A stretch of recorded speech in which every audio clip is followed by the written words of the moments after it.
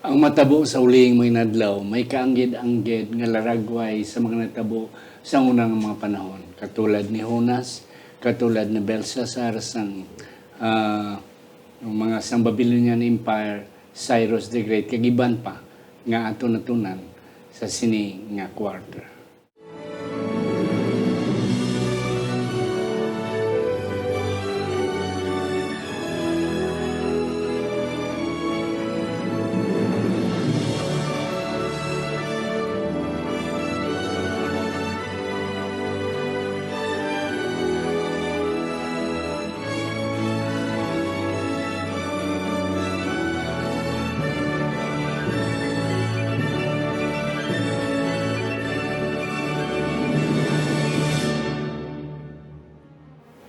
Ang pagtuon sa mga semanal nga pag-usisa, pag-review o kon pagsiding sa atong leksyon sa eskwela sa Patika.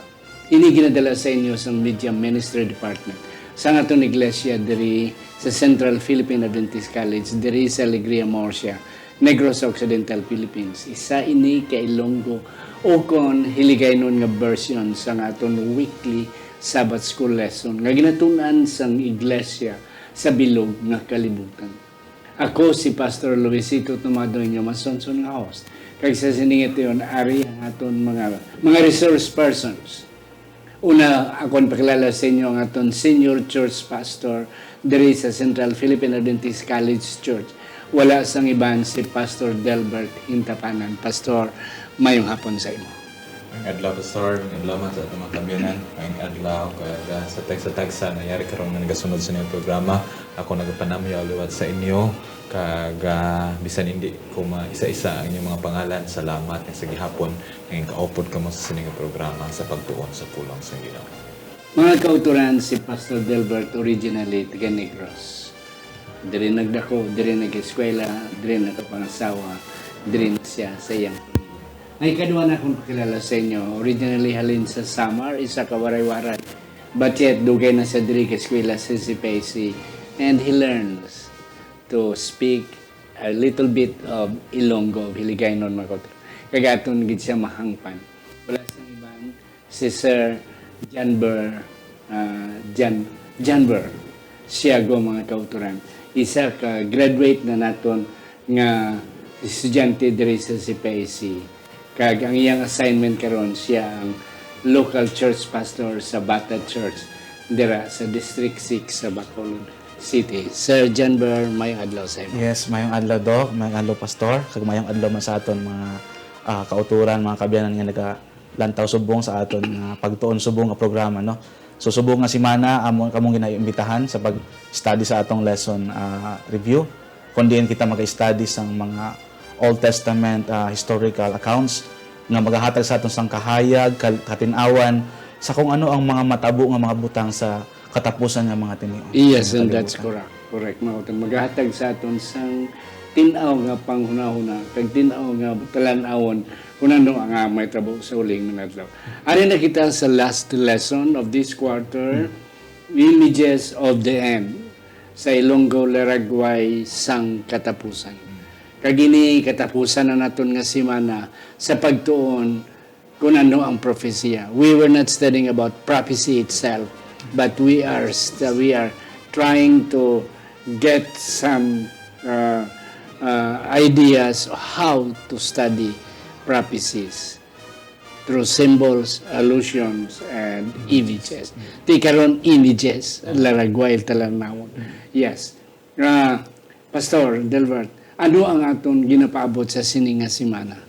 Sa sining nga semana aton italakayan, Pastor, ang paghukom or ini siya sa daan nga testamento, pero magalaragway man kung ano ang mga hitabo sa ulihin nga panahon. Kaangay sa kay Jonah o kung ang paghukom sa Nineveh, sa kay Belshazzar. Kag nami man ang presentation gali ni Cyrus. Yes, no. Nangin kaangay man siya sa Messiah. And that's it. Yes, Sir Janber, ano pag mo ma-introduce sining nga semana? Yes, sa sining nga semana mga kauturan, mga kabyanan atong matun-an man ang ginatawag nato nga present truth, Doc. Yes. Pastor, that God has a specific truth Okay. in a specific time for a specific purpose. Yes, And this and is that's all about the judgment in Revelation 14 Yeah. by studying Old Testament accounts in the book of Jonah and Daniel. Yes, and that's correct. Going back, studying the future, but going back in reference of what has kung anong natabo sa unang mga panahon. Yeah. Ari kita sa lesson 1, or lesson Sunday, mga kauturan, the reluctant prophet. Amon ni si Jonah, Pastor. Anong mga simple nga mga punto nga direct to the point nga aton makuha. Kaya balo kita sa istorya ni Jonah. Mga kauturan, we presume that all of us knew the story of Jonah. Yes, Pastor. Si Jonah, na-focus na kay Jonah. Wala igin baton ang pulong sa Ginoo. So, pero si Ginoong Jesus nag-mention sa kay Jonah sa Matthew chapter 12 verses 38 to 42. Ang hambal ni Ginoong Jesus nga, I am greater than Jonah. Do nga parehas kami sa eksperyensya kay ako tiner sa idalom sang duta sa sulod sang 3 ka adlaw. Pero si Jonah nagtiner sa sulod sang Tiyan. Balina. sa tiyan sang isda sa sulod man sa 3 ka adlaw. But then Jesus said, duwa ka ngalan yaging compare. I am greater than Jonah. Why? Because siya man gid ang manluluwas pagkatapos ng 3 ka adlaw nabanaw siya, and then he lives forever. And the rest sa mga saints siya nagkalamatay sila liwat. And then niya, greater than the wisdom of Solomon. Ari naman ko karon. So, in comparison sa mga parasiyo, kag mga eskriba nga nagapamati sa ila, nga hindi magtuo, kay they are looking for the sign. Yes. So, and that's it. So, ara na nakita ng signs, pero hindi kikya po magpati. Yes, Sir Janver.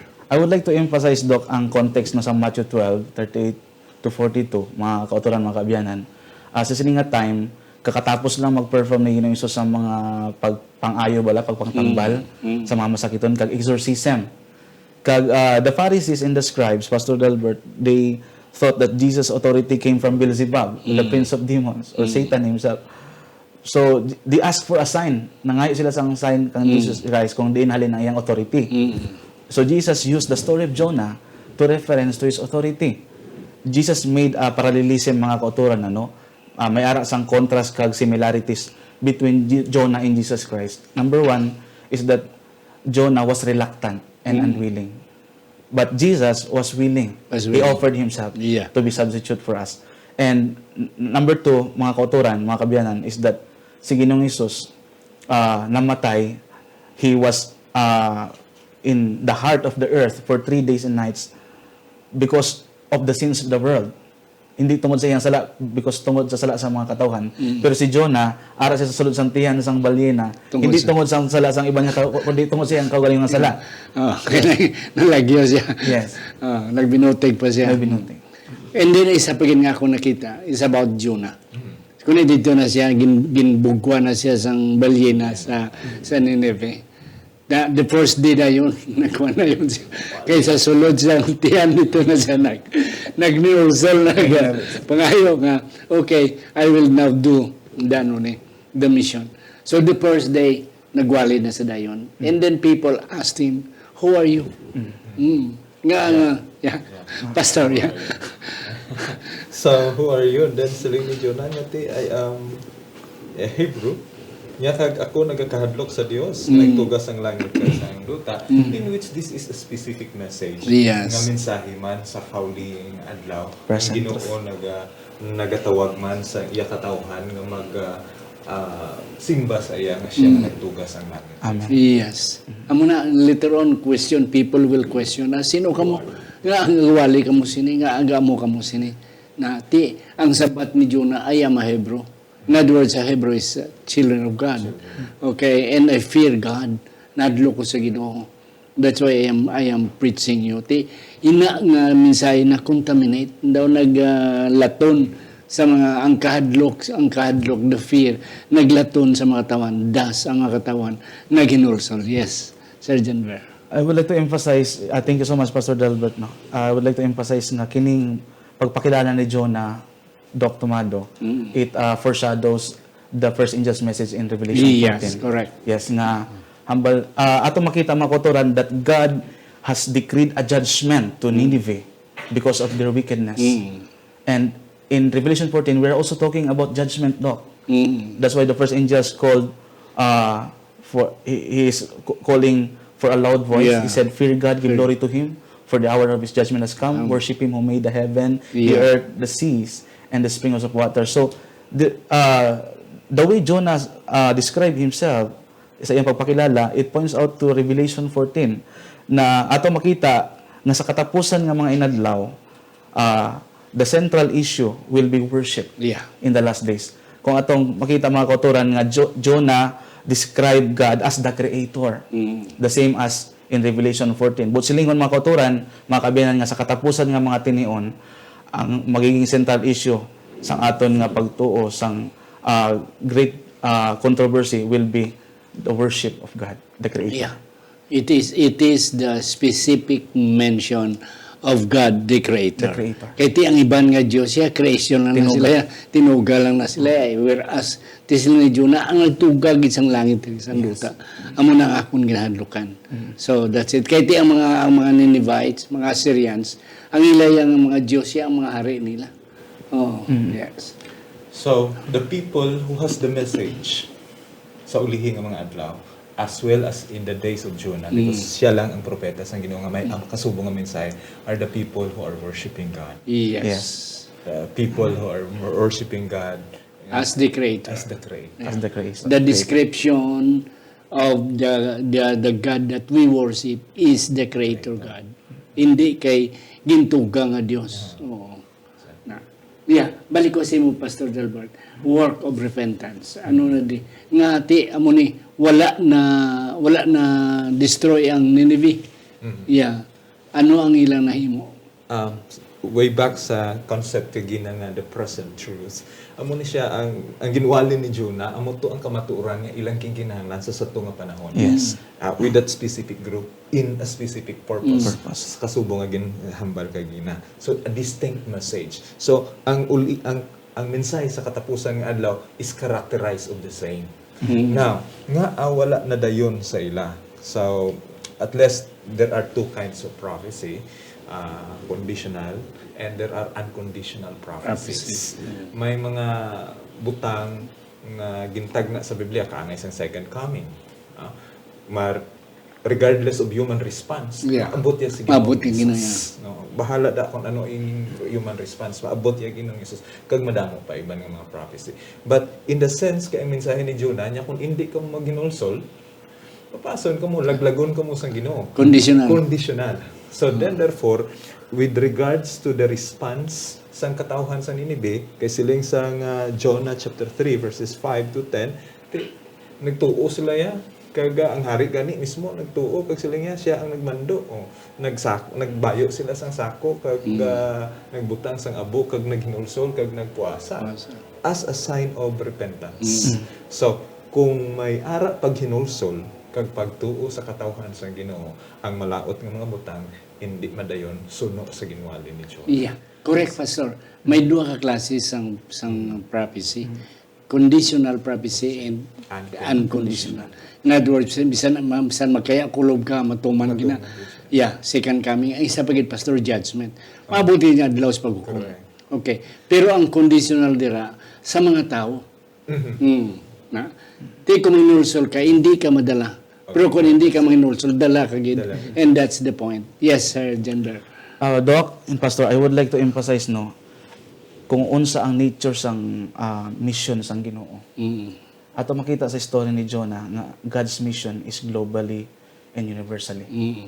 Na God's ang salvation bala ang kaluwasan hindi lang exclusive, kundi inclusive.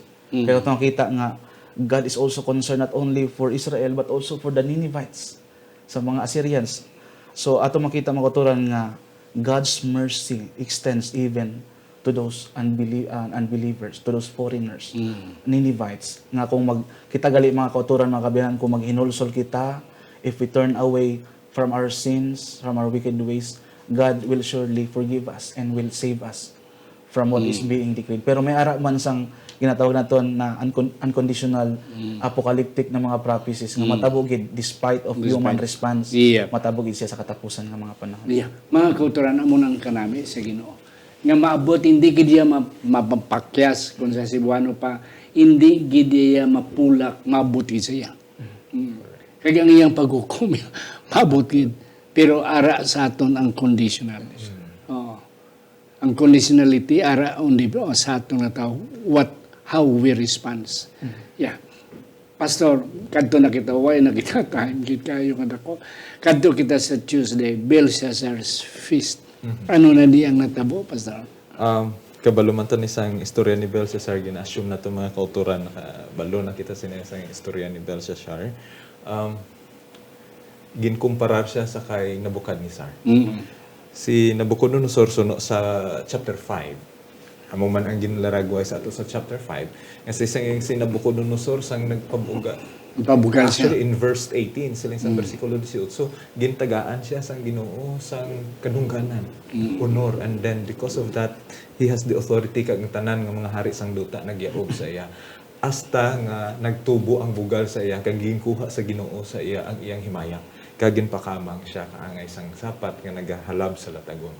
Pero, gin-restore siya. Ang iyang himaya, gin-restore sa iya sa tapos nga siya repent tapos siya naghinulsol. Pero si Belshazzar, siguro defiance kag panghangkat sa Ginoo. Gindala ni si Nabucodonosor, gindala niya ang mga articles, ang mga vessels alin sa Jerusalem pakadto sa Babylon. Pero wala niya gingamit ya sa iyang Dios. Pero si Belshazzar di kay inumanta. Tarong tagilabi kung sino gina. So it is a kind of challenge sa Dios sang Israel. And then in that sense ginhukman si Belshazzar. Yes. Kag sa paghukom sa iya in verse 22. Siling sang versikulo 22 kabalo ka na sining nga daan. Gani. Nahambala ni sa imo nga daan nga wala ka nagtubo. Yeah, kag isa pa Pastor, agawon ko. Si Belshazzar apo. Kag nakita iya ang iyang lulo kung ano pagpinas ang Isaiah sa kay Nabucodonosor. Na wala pa gid siya naka-learn. Karon kay siya na ang hari, he wanted to challenge. The creator, the king of kings. That's it. So ginutod gid siya. So ang pride ni Nabucodonosor kag ang pride sa apo nga si Belshazzar may pwede naton may similarities but may great distinction. May kinalian.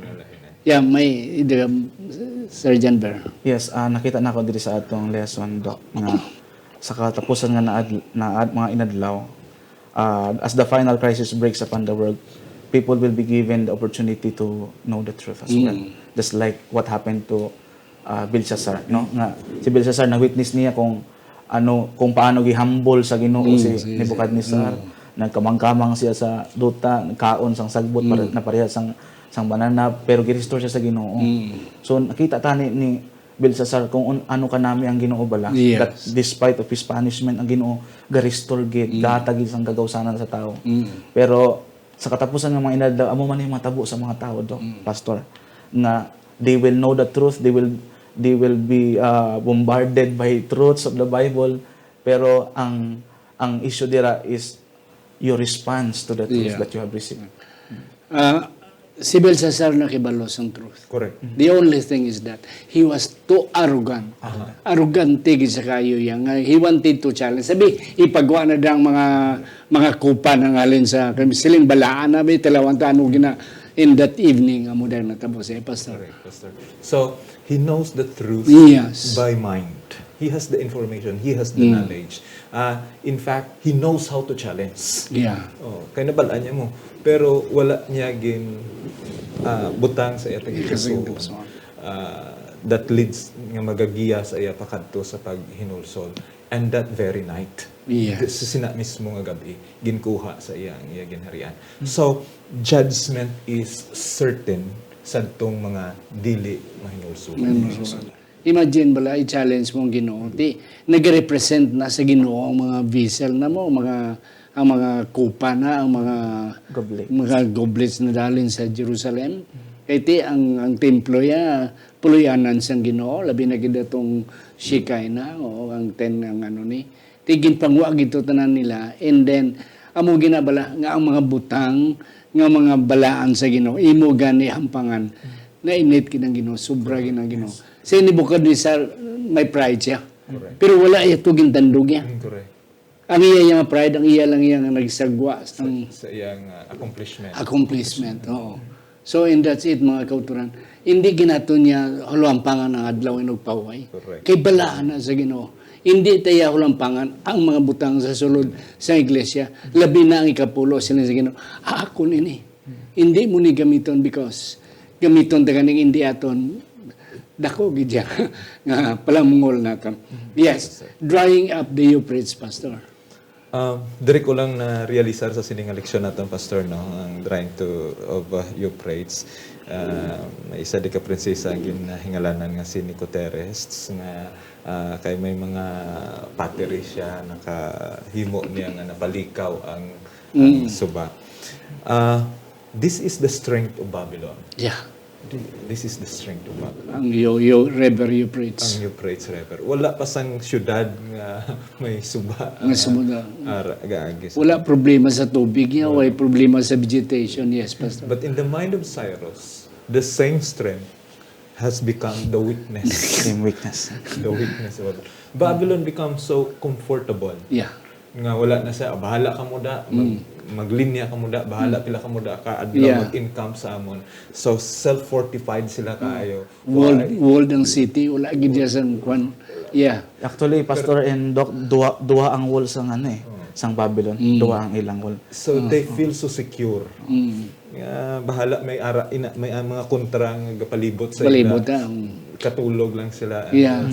Kag sa bagay nagpiesta pa sa sulod despite dino nga ara ang mga Syria mga mga Medo Persian galibot na sa ilang syudad. Basta hindi sila nga wala sila kahibalo. Yeah.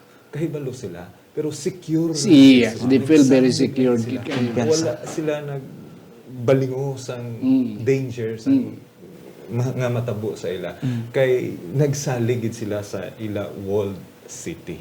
So in the same wise, in the same manner sa kaulihan ng mga adlaw, ang mga tao magsalig sa ilang kaugalingon, sa ilang kwarta, sa ilang seguridad, and we have all those bisan pagani nga perti ang linog subong pero perti man ang aton mga high-rise building because we have the technology and the engineering. But then when we trust that, surprise will call us. Kaangay man sa kay Ginoong Yesus. It is not the knowledge ang nagsurpresa sa ila, kundi ang ilang atensyon wala sa ginhatag sa ilang. Yes, I tell you kanang. Yes, Sir Jenberg. Gusto ko emphasize, Pastor and Doc, ang parallelism between what happened in Daniel 5 and what happened in Revelation 16. Sa Revelation 16, it mentions about the 7 last plagues. Na gi-mention dira sa ikaanom nga hampak nga pasadihan nga ibuhos ang hilang ikaanom nga hampak ang dako nga suba sang Euphrates mahubas siya. Maghubas, it will dry up. Yeah. Same what happened to Daniel chapter 5 in the time of Belshazzar, King Belshazzar. Sa aton is the Bible commentary, naghambalin siya nga ang water dire, the river symbolizes people. The economic support, support, political support. Amen. Kanaming punto. Yes. Yeah.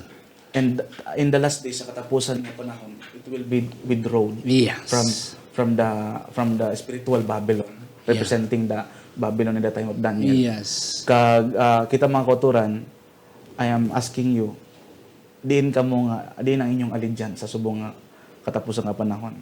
Kung ara ba sa Ginoong iyong allegiance or ara sa kaaway sa Ginoo.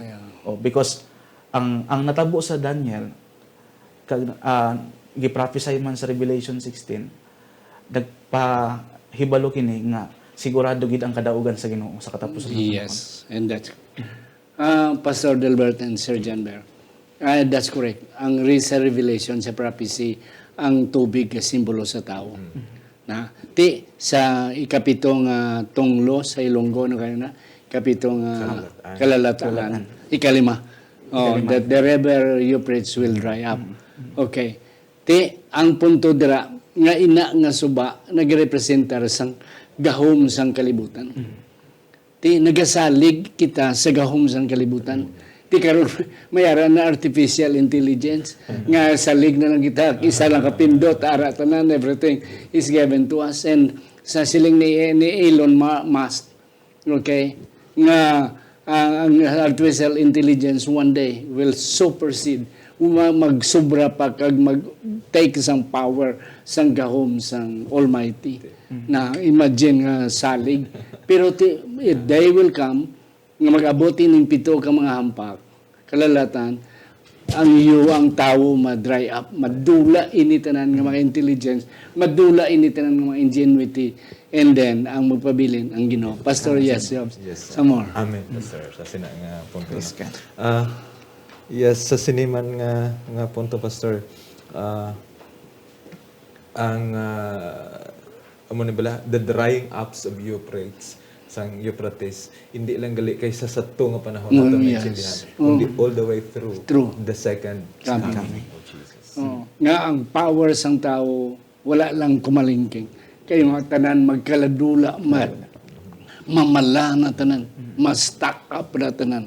And the only power that will prevail is the power of the Almighty. Sir Janber, si Cyrus. Ano naman ang paralelism diri sa kay Cyrus? Okay, tapos na ang Babylonia.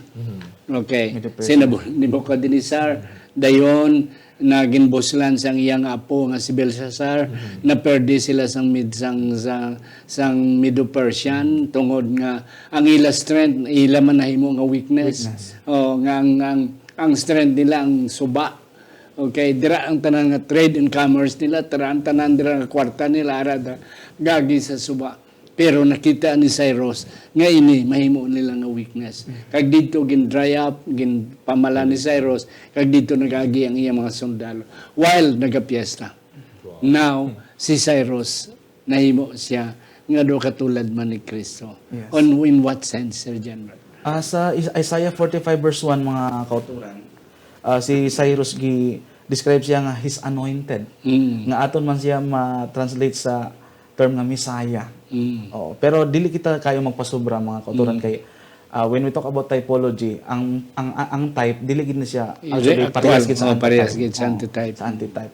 So gitawag siya nga na type ni Jesus Christ si Cyrus mga kauturan. Bangod kay si Cyrus amo ang nag-liberate, ang nagpalaya, naghatag sang kaluwasan sa katawan sa Ginoo sa Israel.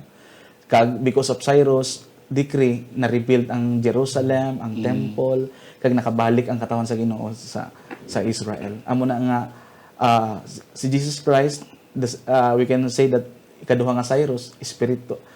He will give freedom in the spiritual sense. Tagaan niya sang spiritual freedom, liberation ang mga tawo nga magapati sa iya, those who will believe and accept him as their personal savior.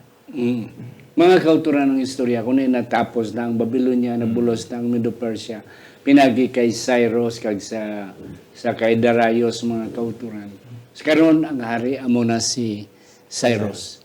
And then, iyan na gintagaan sang liberate, o kung gintagaan niya tsansa, ang mga captives galing sa Jerusalem, nga mabalik naman luwat dito sa Jerusalem. And then, dira nagabot si Zerubbabel, dira nagabot si Nehemiah, si Ezra, nga tatlo ka mga grupo ang tagaan tanan ni Cyrus. Silang Cyrus, anong gusto nyo, dalaan nyo, pauli ka mo, kag i-rebuild nyo ang Jerusalem. Yes, ano na ang paralelism sina Pastor sa kay Jesus, nga liberation. Kaya ni Cyrus, Pastor, no, he comes from the east. Yeah. Si Ginoong Jesus man will come from the east.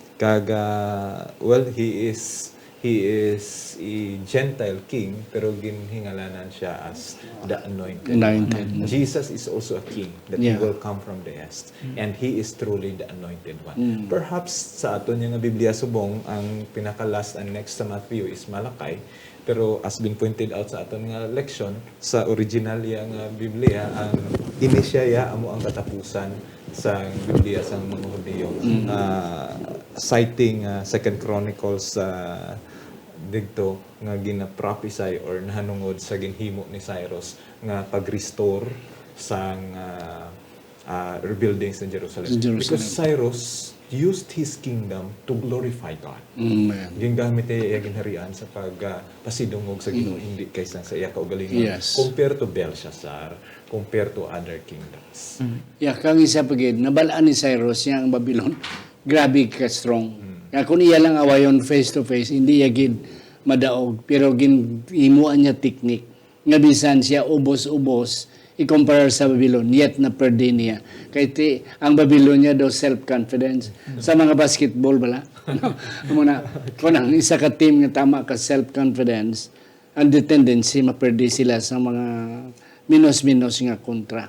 Oh, kay ang minus-minus siya paningo agad ang mayo yung team daw naga-relax lang kay daw sigurado na daw kami in the end perde sila bisan isa lang ka punto 1 point lang. Yes, sir. According to world history, the Persian kingdom or the Achaemenid Empire amo ang naging pinakadako nga empire sa Ginoo. Yes. So makita naton nga kung magpagamit gilita sa Ginoo no, maski makakasala ta, maski anong atong background sa atong kinabuhi, anong estado, upbringing, magpagamit ta sa Ginoo, we will be great the same as Cyrus. Yes. Muna ang historian kasi nga ang si Alexander the Great ang Gresya amo man ang dako. Pero ang istorya gali nagambal nga ang Persian Empire is ang territory mas dako pa sang sa Grecian Empire. Yes, Pastor, you have some more. Yes, Pastor, no? Isa ka talanhaga nga butang aton madiskubrihan sa pagkakaroon as been mentioned nga kaginabisan hindi man gid totally pareha si Cyrus pero at least a Gentile king. Naghimo siya sang hilikuton sa isa ka Misaya. Mga kauturan, why nakita panahon na ubos na? Yes, ang ato natulaan sa sininga quarter sa conclusion mga kauturan, hindi prophecy, kundi paano naton ma-intindihan, mahangpan, kag paano naton ma-appreciate ang prophecy tungod sang ato natunan sang ligad ng mga sinimana, ang aton mga images, ang aton nga mga metaphors, mga allusions, and ano pa nang ibandera inang symbols. Ato natunan. Kag kanami mga kauturan, this is only the first time I appreciate sang prophecy. Yes, we know about prophecy, hindi mangintanan, pero at least we have a good knowledge about prophecy. Pero ini nadugangan pa kay hindi gali ini magatindog nga siya lang, kundi unless ngay mo itandugon ang nagligad ng mga panahon. Ang isagid nga hindi na ako malipatan is the first mention principle. Principle of first mention. Yes, mga kauturan, let's continue studying prophecy and let's continue understanding and appreciating prophecy. Mga kauturan. Maayun na lang ko ang last word ni Sir John Burr and then eventually si Pastor Delbert. My concluding words, mga kauturan, mga kabiyanan, Pastor and Doc. I would like to quote the statement of Ellen White. Humble niya, we have nothing to fear for the future unless we have forgotten how God led us in the past. Mga kauturan, ang propesya, the sure word of prophecy, naghatag sa aton sa dako nga paglaom.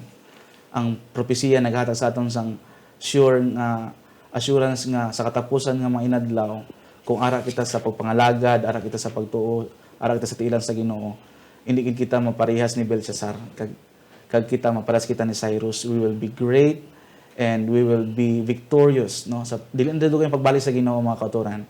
Magpadayon kita sa pagpangalagad nga matinumanon, kag anuman nga mga kabudlayan nato magian, ato lang isalig sa iyang tanan.